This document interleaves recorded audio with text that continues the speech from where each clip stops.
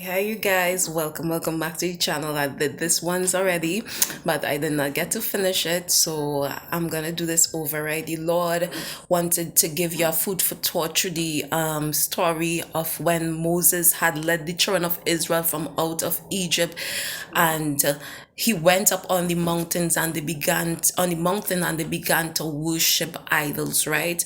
And the Lord say, for some of you all, you need to understand this. Your leaders, those who are in charge of your, wherever it may be, pastor, maybe prophetess, maybe prophet, whatever it is, whomever that the Lord have chosen to guide you to the things of the Lord, or to guide you wherever it is, right?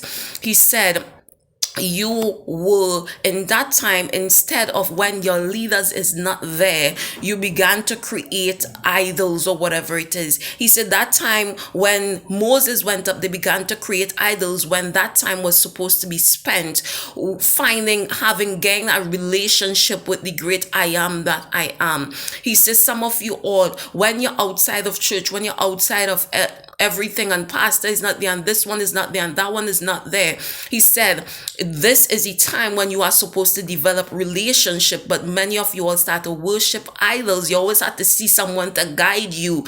He said, when a child is going on a bike and they release the training wheels, is because you want them now to get a feel of the actually doing things for themselves. He said, it's the same thing, right? Your leaders can only guide you to having the relationship with the Lord, but it's left to you now to take that time to actually get a relationship with him. I mean, wherever it is religion, I mean relationship, knowing him, because Christ Jesus said there will be many that call and say, Lord, haven't we prophesied in your name, and haven't we done all of these things in your name? And he will look to them and say, depart from me, you workers of iniquity.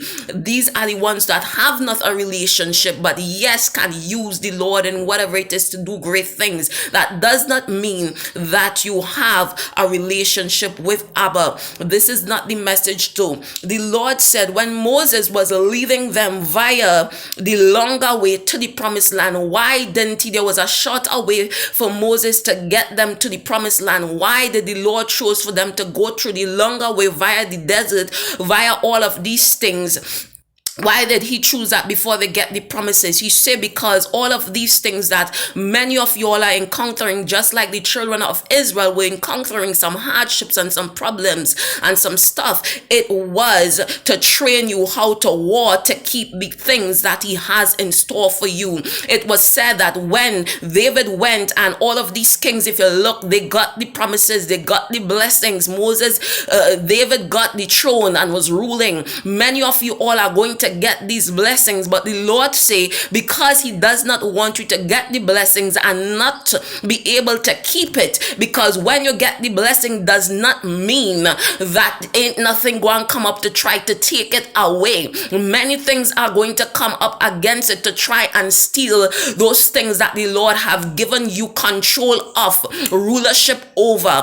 And it takes the things that you have learned through all of the affliction, via the affliction, through all of the affliction that you have gone through, to get it, to be able to show you how to keep it. Do you understand what I'm saying? In order for you to keep those things that the Lord have given you, you have to do battles before you get it, so that you can be trained enough to keep the crown, or keep the control that the Lord have given you, keep the blessings that the Lord have given you.